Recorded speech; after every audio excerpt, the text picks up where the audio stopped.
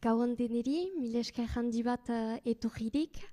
Beraz, aurten Iparraldea bertan zikloaren 20. edizioa dugu. Hasi haintzin Gipuzkoako Foru Aldundia eta Koldo Mitxelena eskertu nahi ditut Euskal Kultura Erakundearen izenean, zenta haiekin dugun partaidetzari esker Iparraldeko artistek aukera dute Donostian haien sorkuntzak eta ikusgarriak aurkezteko. Beraz, gaur Jokin Irungarai eta Katxalin Salaberri ditugu, Eleka konpainiaren kideak, eta haien ipuin sorta bat eskainiko digute. Ikusgarri on deneri.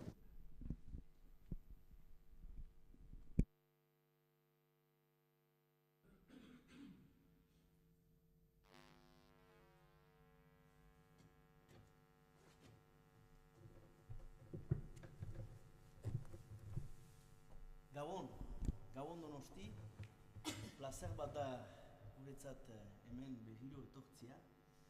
Gu Iparraldetik etortzen gira. Bi ipuin kondalari, Katxalin Bidarraikoa da, ni Itsasukoa. Eta ipuinak hasi aintzinetik, kondatu nahi dizuegu nola, zergatik eta noiz hasi ginen historio kondan justuki. Duela urte handana bat, hamabi urte, Jokin eta ni Itsasu eta Bidarrai arteko mendietan ibiltzen ginelarik, bat-batean senditu ginen gure inguruko giroa aldatzen ari zela. Ordu arte entzuten genituen azantzak, esaurien piupak, haizearen kantua edo ustuen firfira, azantzu guziak bata bestearen ondotik isiltzen ziren norbaitek itzaltzen balitu bezala. Ez ginen bat ere fida. Serranion Jokini, zigertatzen ari da. Guk hala ere aintzina segitu genuen, eta sekulan santan ikusi ez ginuen harpe baten aintzinera iritsi ginen. Alta ez ginen bat ere galduak, gure betiko xokoetan ginen, Mundarraingo kaskoa gibelean, hartzamendi hortxetan iparla ez dugun, baina harpe hori ez genuen ezagutzen. Eta hor ginela, bat-batean zerua urratu zuen argibizi haundi batek burua itzularazi zigun. Su bola erraldoi bat agertu zen Mundarraingo kaskoan. Debrien bisaia gaiten diot Katxalini, baina zer ote da hori, su ziri bat, kometa bat zer.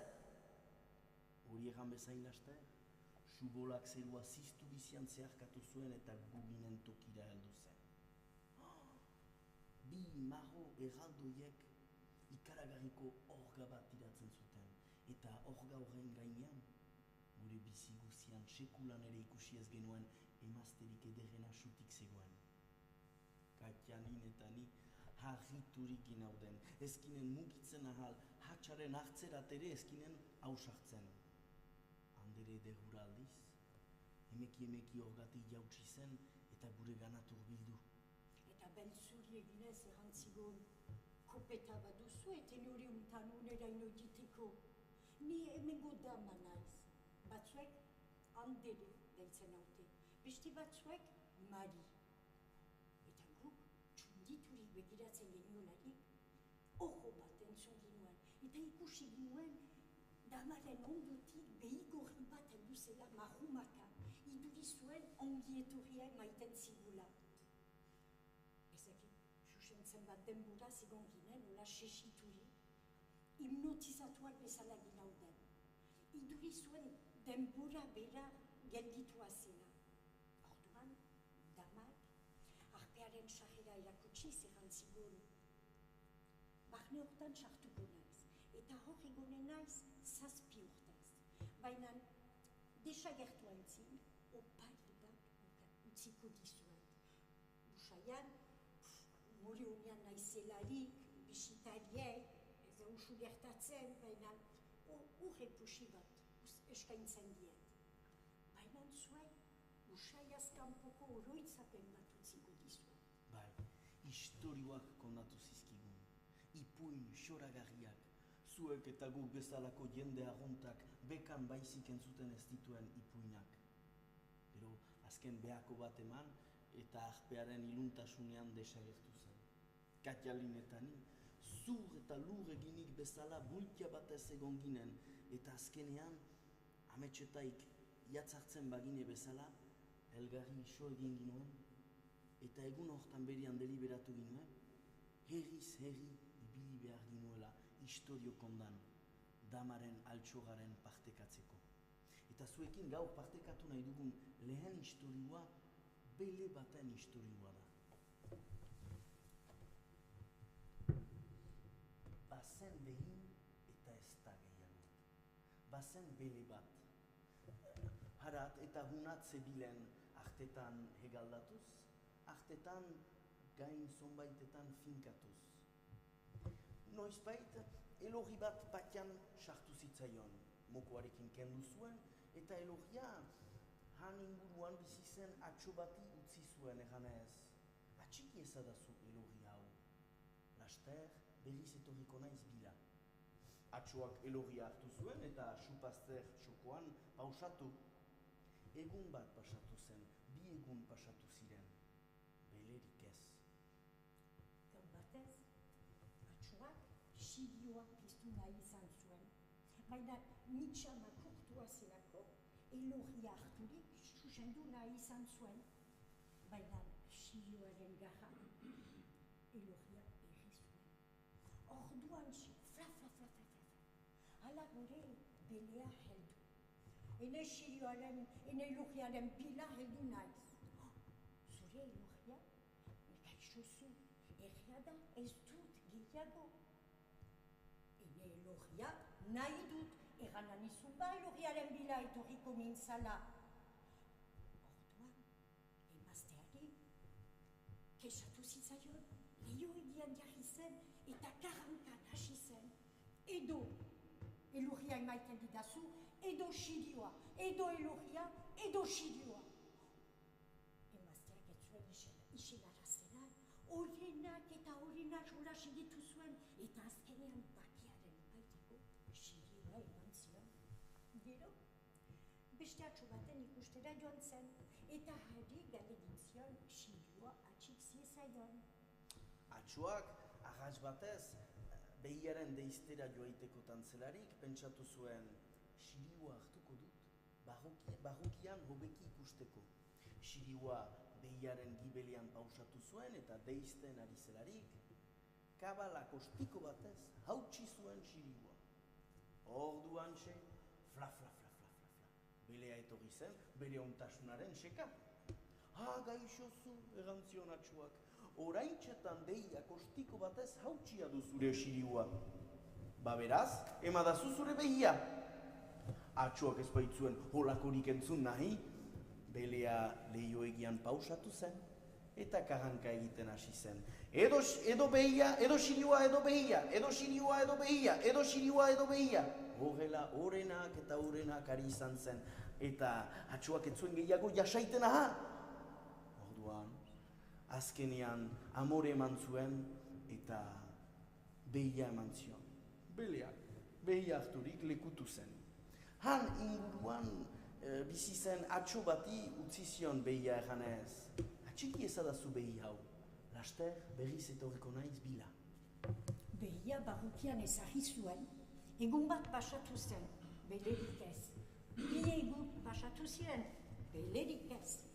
Ondoko egunetan, atxoak semearen esteiak ospatu behar zituen, pentsatu zuen. Ede semearen esteietako bazkaiko, behi hau hilen dut. Pentsatu eta egin. Gomitak lugiatuak ziren, adagia hauta baitzen, etzen mikurik ere gelditu. Baina, belea etorri zelarik. Ene behiaren bila heldu naiz. Zure behia? Ez dut gehiago. Egun bat guaitatu dut, ez zara agertu. 2 egun guaitatu ditut, ez zara agertu. Beraz, pentsatu dut, ez zinela bat ere berriz agertuko. Orduan belea. Edo behia emaiten didazu, edo handere esposa. Edo behia, edo handere esposa. Atxoak ketzuen olako meskeriari segidarik emaiten ahal. Beraz, belean nio egian jarri zen eta karranka itxusi batean hasi zen. Edo behia, edo Anderes posa, edo behia, edo Anderes posa. Bele kasko gogorra.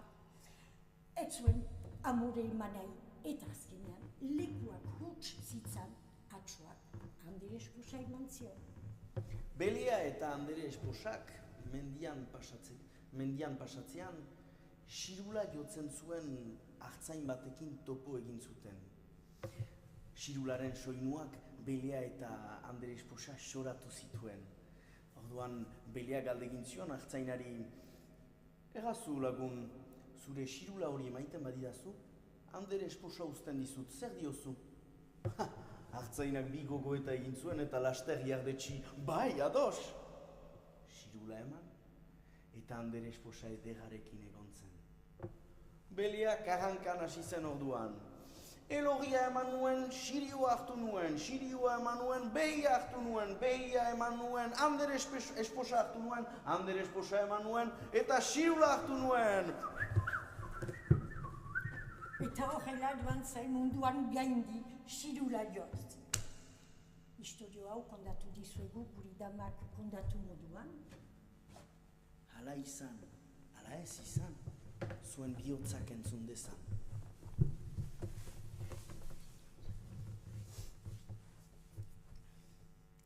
Ondoko istorioa kiski eta kaska deitzen da.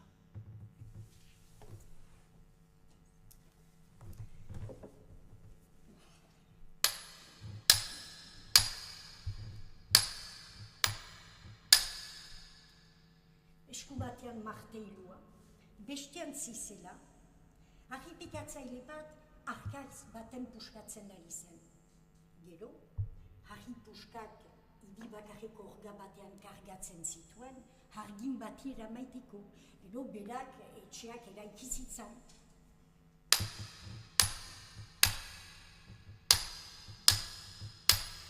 Kiski eta kaska, kaska eta kiski. Zinez, bortitza zen harripikatzaileak egin behar zuen lana, landorpea. Harrobi aldean bizi zen lamina bat. Laminak maiz entzuten zuen gure gizona aurrenkari, "Gaizuni, hau lan nekia, gaizuni, hau bizi idorra." Behin, urrik aldurik, Lamina galdegin zion, "Baina zer egin dezaket nik zure alde? Zoriontsu ikusi nahi zinduket." "Zoriontsu ikusi nahi balin banauzu, bilakaraz nezazu aberats." Laminak keinu bat egin zuen, eta horra, gure harripikatzailea, jauregi eder baten jaun eta jabe. Hanetzen deusen eskasik ez, denak ziren leun eta garbi. Kristalezko basoak, ispilu urreztatuak, besauki zabalak, errikintila altxatu orduko, seiak hor zituen bere serbitzuko. Denak baziren bai bainan. Kontxo, egunero deus egin gabe, azkenekotz, enoagarri zen, zinez aspergarri. Laminaren ikustira joan zen, eta errantzion, erresumako boteretsuena izan nahi dut. Laminak keinu bat egin zuen, eta hala gure harripikatzailea.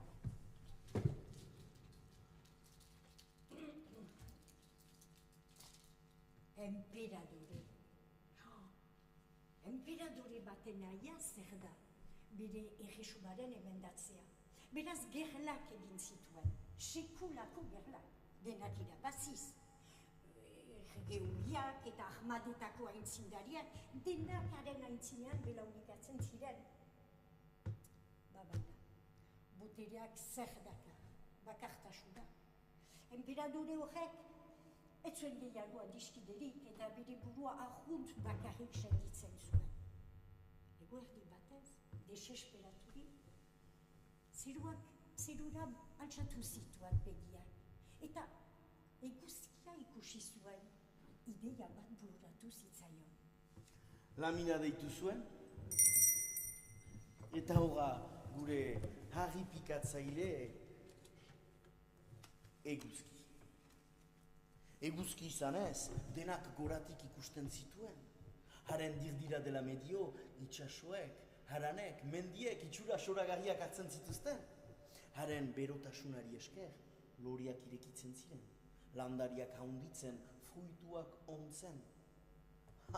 Eguzkiak bai haurrak bai jende helduak, denak omore honean ezartzen zituen. Gorani, nik ditut horiek oromanatzen, hau dena eni esker da gorani.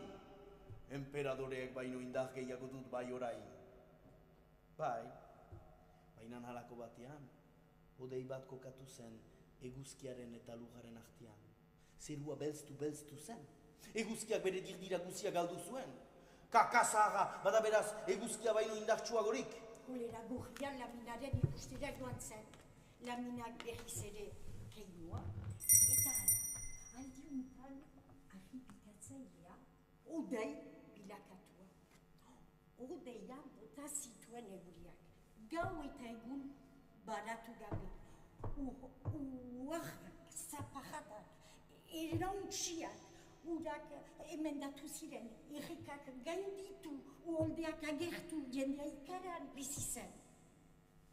Ere Sabelaren usten ari zenari, oartu zen, han, sola hartan, arkaitz bat bazela, gura, etzen mugitzen, etzen itotzen, gaitzitua, humilatua, etzezaken olakorik honetx. Berriz ere lamina deitu zuen, eta hunek keinua egin eta horra gure harripikatzailea harkaitz. Harkaitzak goiz batez min-samina senditu zuen bere oinian. Gizon bat ari zitzaion, kiskita kaska. Kaska eta kiski. Marteilu eta zizelarekin. Gero, harri puskak idibakarreko orga batean kargatzen zituen arginak etxeak eraiki zitzan. Harkaitza berriz ere laminaren gana itzuli zen, baina aldiuntan laminak erantzion, zer nahi duzu oraino? Ze demontre bilakatu nahi duzu aldiuntan? Eta gizon hori bezalakoa, mailuz puskatzen ari zaiteta. Baina, markatu, mailuz puskatzen ari zauteta, ba beraz, harripikatzaile izan nahi dut. Gizona, gure harripikatzailea, aberats, emperadore, eguzki, odei, harkaitz izan onduan, berriz harripikatzaile bilakatu zen. Laminak ordean errantzion, ulertu duzu zer den oberena, bakotsak bere bidea segidezan, hau zoaz beti jeloskor izan gabe, zu harripikatzaile eta ni lamina. Historia hau kondatu dizuegu, guri damak kondatu moduan. Hala izan, hala ez izan, zuen bihotzak entzun dezan.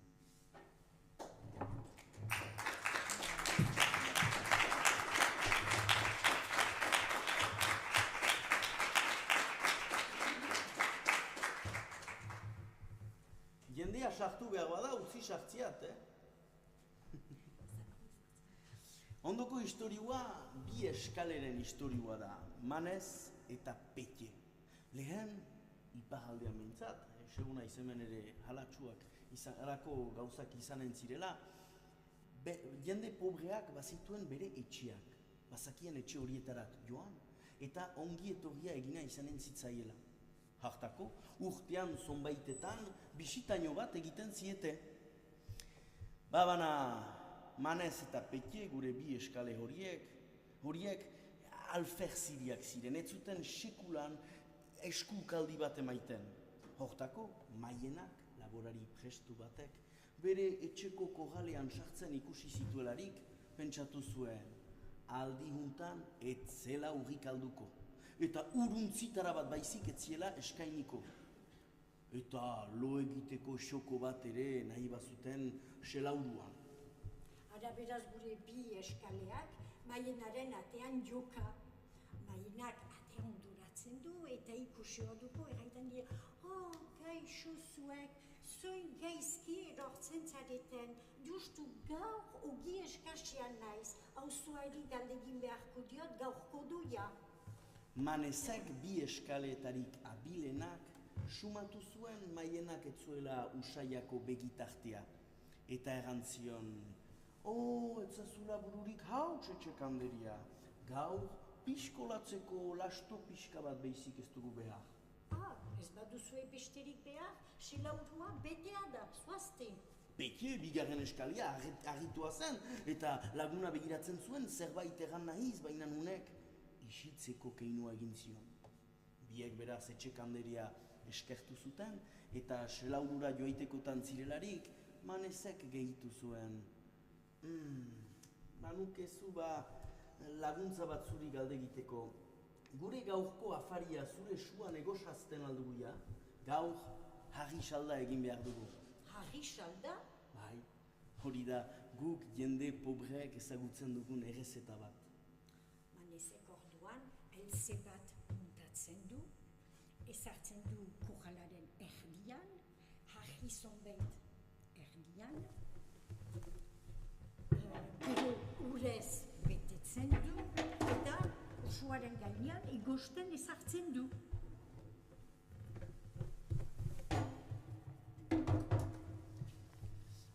Hara, egia erran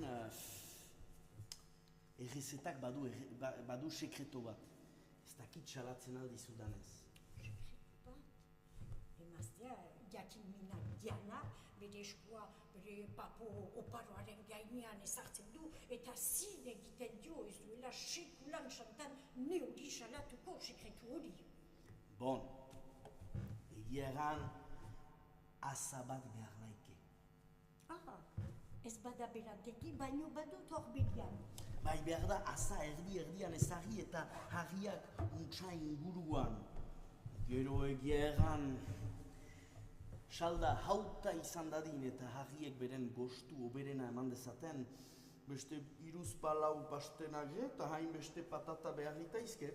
Domaia da ez baititugu, baina berdin muntadu gabe egiten aldugu, Maienak orduan errantzuan horbelian bazituela zonbeio eta delako baratzikien txeka joan zen. Eta ezarri zituen gero azaren onduan eltzean. Bon, orain salda zaindu behizik ez da egin behar. Balin baduzu besterik egiteko, zoazi gostuan guk begia atxikiko diogu. Eta prest izanen delarik, oihu eginen dizugu. Maiena joan zen behi deiztera.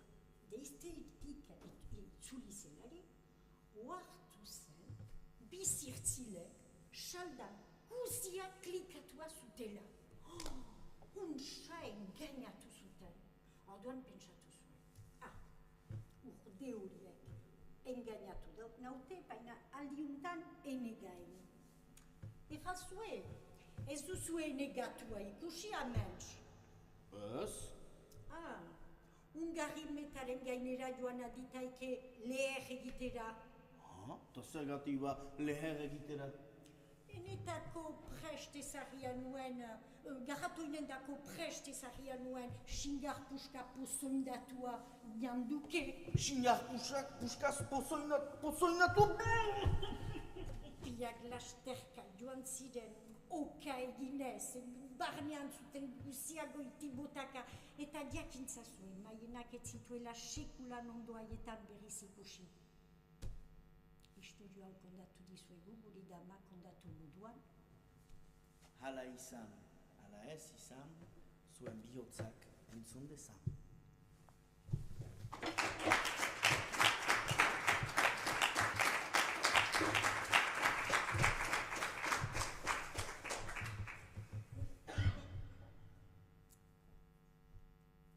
Gazte bat, mendian zibilen bere hartaldearekin. Bat-batean, kantu xoragarri bat entzun zuen, bere hartaldea utzirik, salumalu, sasien artetik, soinu hori ateratzen zen lekuraino joan zen. Eta han, errekaren erdian, arkaiz baten gainean jarririk, neska paregabe bat ikusi zuen. Ile luzeak zituen, hori-horiak eta urrezko orraze batekin orraztatzen zituen kantu batzu xaramelatuz. Artzainak hotzikarak senditu zituen, Sekulan ikusi ez zuen neska aharro hori so gelditu zen, luzaz eta luzaz. Bat batean, neska kantatzetik gelditu zen, eta hop, urian desagertu. Artzainarentzat, hau zuri gaitza, baina netzen luzarako izan, burua antxe agertu baitzuen ahokaren gibeletik. Baina agertu orduko, hop, berriz desagertu. Joko bera 3-4 aldiz egin onduan, neskak galdegin zion artzainari. Nor zara? Ni? Ni Antion, eta zu nor zaitut. Orduan neskak irrikarkaila bat bota zuen, eta berriz ere urean desagertu zen. Eta etzen berriz agertu. Orduan artzaina, kopeta ilun etxera joan zen. 3 egunez etzen etxetik jalgi, beti neska ura gokoan. Baina ardiak goxetzen hasi ziren, eta marrakari baitziren, berriz mendiko bidea berriz hartu zuen. Han goiti ziruanarik, berriz ere delako kantu politalen oiarzuna. Ardiak utzirik, lasterka joan zen neskaren ganaino. Neska orraztatzen ari zen, arkaitzaren gainean, errekaren erdian. Luzaz elgarri begira egon ondoan, neskak galdegin zion. Enekin ezkondu nahi zinuke? Bai, erantzun zuen artzain gazteak ahoan bilori gabe. Neskak eraztun bat eskaini zion, eta berriz urian desagertu zen. Baina aldiuntan, Antion lasterka itzuli zen etxera eta amari hasi zen. Ama, ezkontzera noa! Hai, seme, ezkontzera? Ta norekin bada?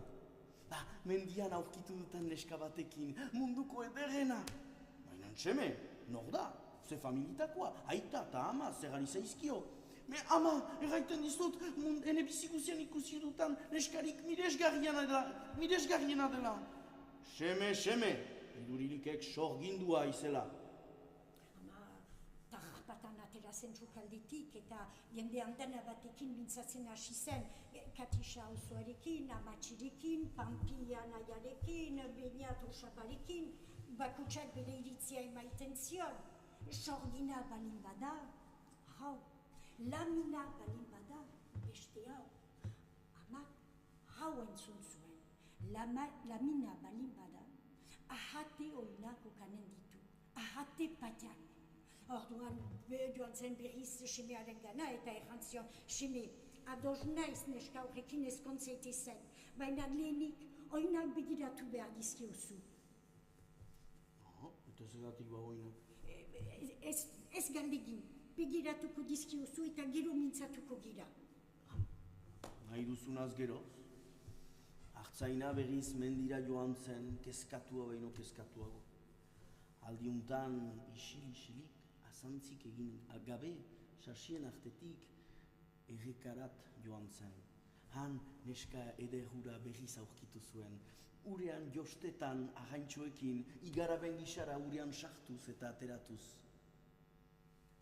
Irrifar xoragarria zeukan espainetan, baina Antionek oinak ikusi zizkionean, sekulako bihotz ziztakoa bildu zuen, maite zuen neska harek ez zituen beste neskek bezalako oinak. Hobeki begiratu zian, segurri zaiteko bainan. Ez, etzen ametxetan ari. Neskak ahate oinak zeuzkan, ahate patiak. Hau zuri gaitza. Lasterka joan zen etxerat, asturatua, galdua, xoratua. Amak ikusi orduko galdegin zion, beraz seme, oinak ikusi dizkiozu. Erantzunik ez. Amak berriz ere, beraz nolako oinak ditu. Antionek ez zuen kalipurik ere erantzuteko, baina alere hitz bat jalgi zitzaion. Ahate. Eta amak berehala ulertu, ai seme, ez zira beraz sekula neska horrekin ezkontzen ahalko. Artzaina eritu zen. Egunak eta egunak ohean pasa zituen sukagarekin borrokan. Etengabe entzuten zuen boz ezti hura, zato, Antion, zato! Baina netzen joan. Eta egun batez, penaren penaz, hil zen. Ehorzketa egun goizian, Lamina menditik jautsi zen. Antonen etxera joan zen, eta kopeta gainean musu ezti bat eman zion. Gorputza mihixe suri batez estali zion, eta mendira itzuli zen. Han, mendian, gau eta egun nigar eta nigar egin zuen, eta nigar egin zuen tokian, iturri bat sortu zen. Handa beti, iturria. Badakizuen nola deitzen dugun, amodio galduen iturria. Zoazte, zuek ere mendialdera, hain segur noizbait, nunbait, atximanen duzu edelako iturria. Historio hau ere kondatu dizuegu, guri damak kondatu moduan. Hala izan, hala ez izan, zuen bihotzak entzun dezan.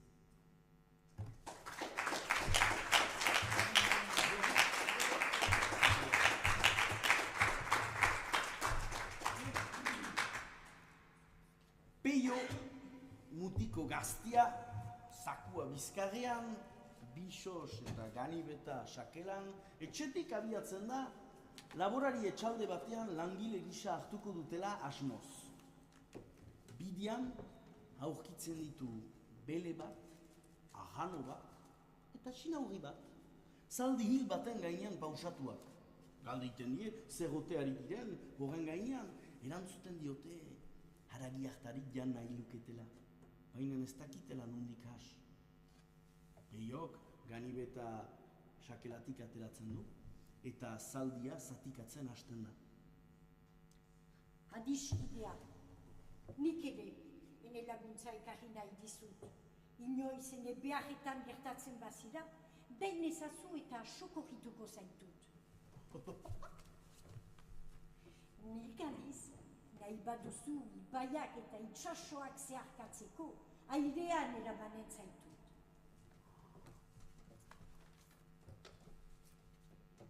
Eta sekulan gorde nahi balin baduzu, behin ezazu eta lagunduko zaitut.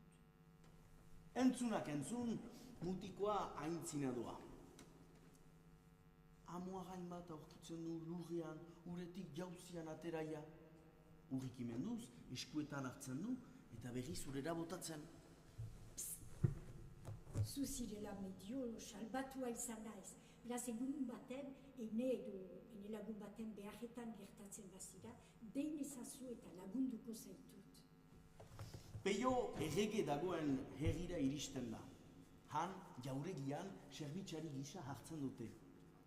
Zonbait egunen buruan, erregek jakiten du, itsasoaz bestaldean daukan erresuma batean, herentsuge batek bere bidean topatzen dituen jende guziak seko irensten dituela. Eta erregek Peio deitzen du. Gazte, izan zaitez ongi etorria, badugu norbait indartsuren behar gorria. Erresuma suntsitzen digu erentsugeak, sari edera ukanen du haren bentzutzailea. Gainera, emanen diot ene alaba maitea, zinez edera eta ontasunez betea. Basapiztia gudukatuko dut, eta garaiturik ekarriko dizut, burua mozturik. Berehala, itsas bazterera joaiten da bainan. Nola egin bestaldera pasatzeko? Txaluparik ez dago, hegalak behar dituzke itsasoaren zeharkatzeko. Hemen naiz, zure onduan, jar zaitez ene bizkar gainean. Eta airatzen da. Zeruan gora, itsasoaren bestaldera, herentsugearen ondora. Han ikaragarriko borroka hasten da, dena odol, dena su, Peiok ez dezake mustrua garaitu. Beste lagunai beharko diet eskatu laguntza. Zu, agano, zatoz, entzunen ene otoitza.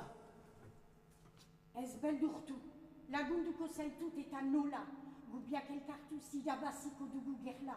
Eta hala gertatu zen.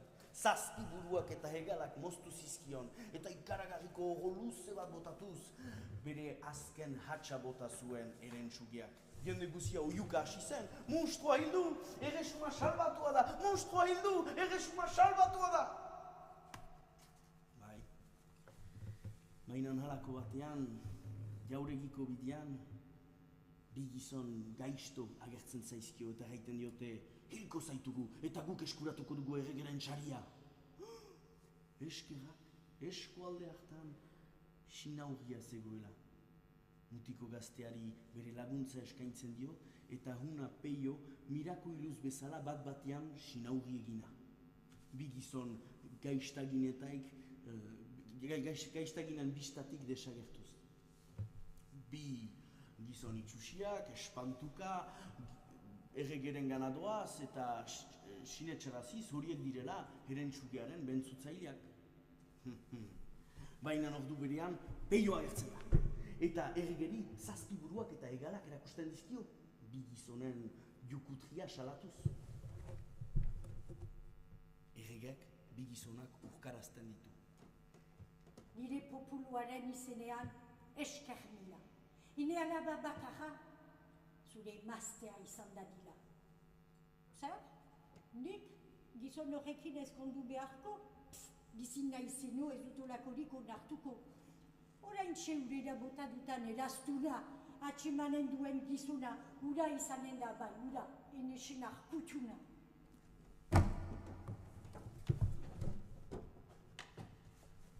Laster, amoaren charmanta. Izan zaitez galanta, bila ezazu eraztun baliosa, bila kanadin printzesaren esposa. Psst, begira zazu, hemen txibelian duzu. Zure antxoja izan bedi, printzesa zure esku dadin geldi.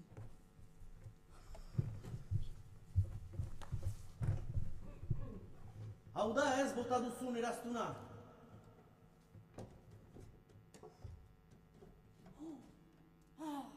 Zu zira zinez jauna, bihotz noblea. Zurekin ezkonduko naiz, guazen aita erregeren gana.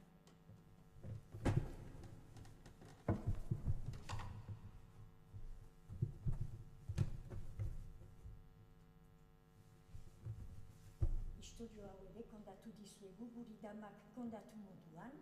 Hala izan, hala ez izan zuen bihotzak entzun dezan.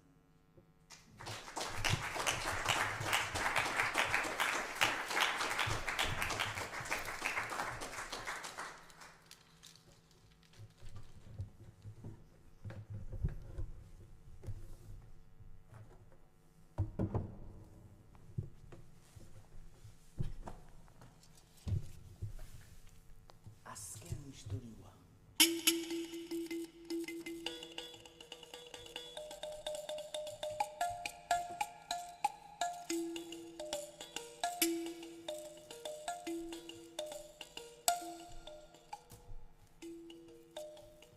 Muño baten bizkarrean, oian heze eta hertsi baten hegi-hegian, Kundi izeneko herriska bat zegoen. Kundi herriska beste herriskak bezala kosia zen. Buztinezko etxola borobilak hanemenka, palma barrez estaliak, barneko suaren kea zirikitu guzietarik ateratzen zela. Kundin beste herrisketan bezalaxe bizi ziren. Gizonak ihizin, haurrak arantzan, eta emazteak etxolen atarietan ale ehotzen, zurezko almai zaundi batzuetan. Kundin, Kobali ibaiaren bazterrean, bizi zen iliztain bat, Ogaluza zuen izena. Bizi zen bere emazte eta zazpi semeekin. Goiz batez, goizero bezala, Ogaluzak bere arma hartu zuen eta ihizira joan zen. Emaztea sorolanekara joan zen eta semeek kabalak eraman zituzten lagera. Eguna pasatu zen. Ogaluza etzen bere zitzula. Ogaluza itzultzeko artean, afaltzen hasi ziren. Kazabe opilak eta arrainat jan zituzten gaur hortan. Baina bi egun pasa zen, eta Ogaluzaren arrastorik ez.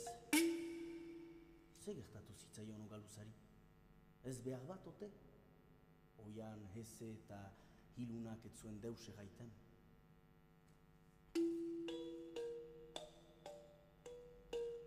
Asteak eta hilabeteak pasa ziren. Ogaluzaren semeek aitaren tokia hartu behar izan zuten eta beraz arrantza egiteaz gain ihizira joaiten ziren maiz. Andreak aldiz soro lanetan segitu zuen.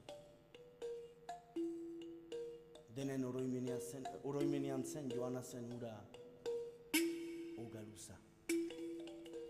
Baina handik laster, Ogaluzaren Andreak aurtipi bat ukan zuen. Bai, mini bat, eta izena eman zioten Puli. Puli dagotzen hasi zen.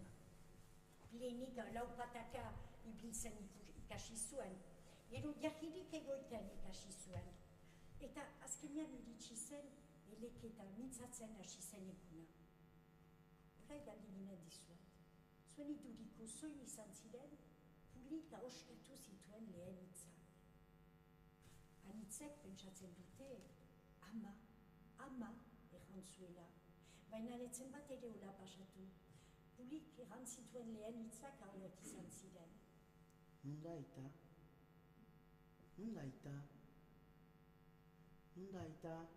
Galdera errepikatu zuen, baina aldi untan, gisa untan. Nunda gure aita? Orduan, zazpian nahiek, oian eze eta ilun hartara begiratu zuten, elgarri begiratu zioten eta anaia zaharrenak erran zion. Han gelditu da. Bigarrenak erran zuen, Aspaldian itzulia izan behar zuen. hirugarrenak erran zuen, Zerbait gertatu litzaioke? laugarrenak erran zuen, Hila daiteke! bosgarrenak erran zuen, Eta bai, bestena zetxeratua izanen zen. seigarrenak erran zuen, Eta sekatzen bageneza, zazpigarrenak erran zuen. sekatu, oianean. Oso zabala da, nundik has. Orduan anaia zaharrenak erran zuen, Nik ikusi nuen atera zenean. Gogoan dut zoin bide hartu zuen. Haren urratxak jarrai ditzagun, ea sortea dugun. Ogaluzaren zazpisenek, beren armak hartu zituzten, eta aitaren ondotik abiatu ziren. Puli etxen gelditu zen, tripiegia zen, doia bazakien mintzatzen. Zazpian nahiak, oian eze eta ilun hartan sartu ziren. Sekulako zuaitzak bazituzten esker eta eskun, zelurainoko abar ejalduekin, eta haien ustaia haintzen tintia, nuniz argi izpi bat ere ez baitzitzaien iristen. Gainera, kea bezalako lurguna zerion lujari. Zazpian nahiak beraz, zuaitzen adarpean zigoezen sabai baten azpian bezala.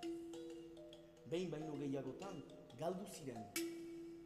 Baina anaia zaharrenak beti aurkitzen zuen bidea.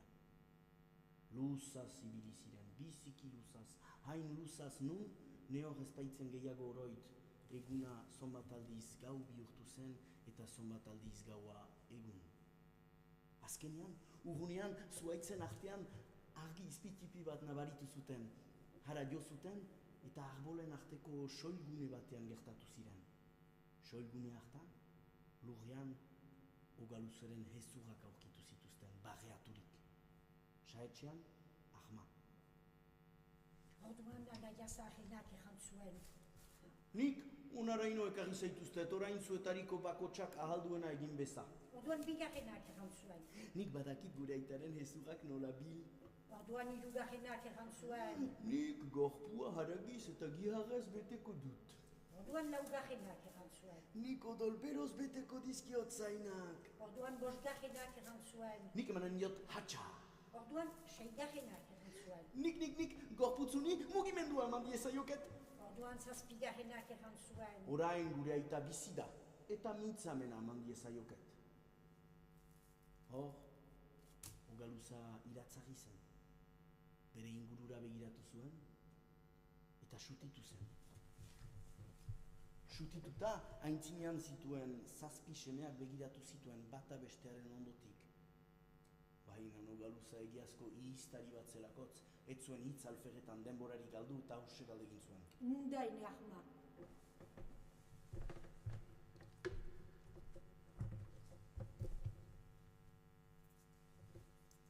Gero Ogaluzak etxerako bidea hartu zuen, oianean barna irrisa alorrak zeharkatu zituen eta kundi herriskara iritsi ziren Ogaluza etxean sartu zen.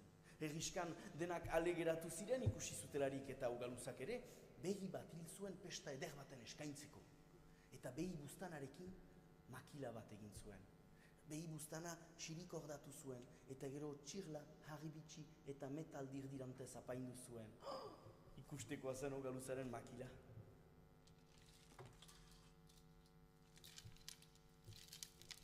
Gero etorri zen Ogaluzaren itzulera ospatu behartzen goiza. Izigarriko pesta muntatu zen.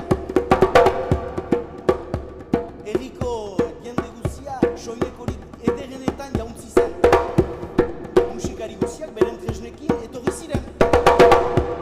Tamborak jo eta jo ari ziren, atsedenik hartu gabe. Izigarriko pesta zen. Eta jendea dantzatzetik nekatzen hasi zenean, Ogaluza sortitu zen. Eta mintzatzen hasi zen.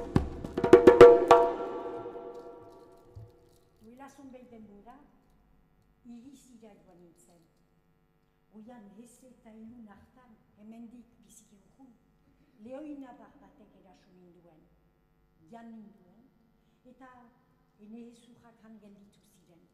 Baina semeak bila etorri zitzaizkidan.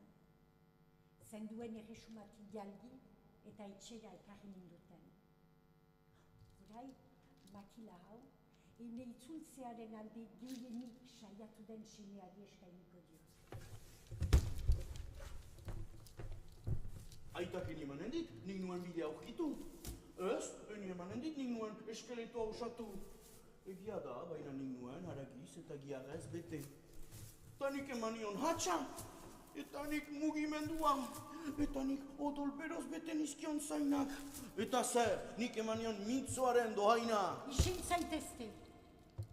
Makila hau, ene biziaren alde gehienik saiatu den semeari eskainiko dio. Hitz hauek entzutean erriskan denak isilik egon ziren.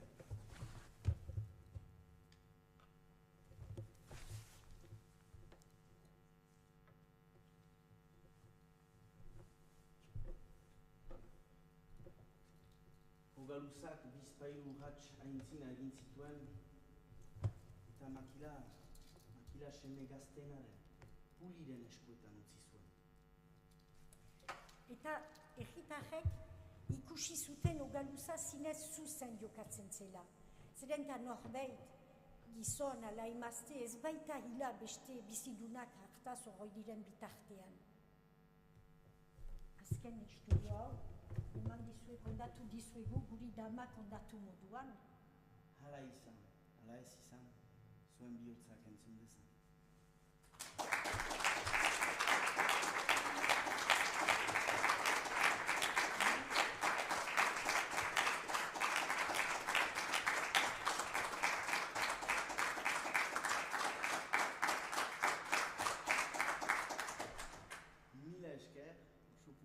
Goxua izan zate, nahi ginuzke ala ere eskertu beraz Eskual Kulturakundea eta Koldo Mitxelenakoak gu errezebiturik, eta erran nahi ginautzuen ere, gure istorioak maitatu badituzue eta etxera eraman nahi badituzue diskoak baditukula salgai.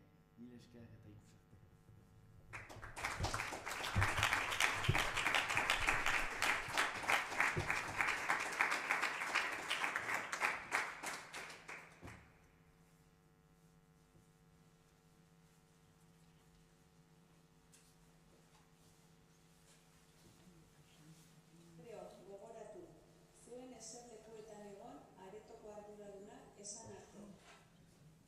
Por favor, permanezcan en sus asientos hasta que el personal de sala se lo indique.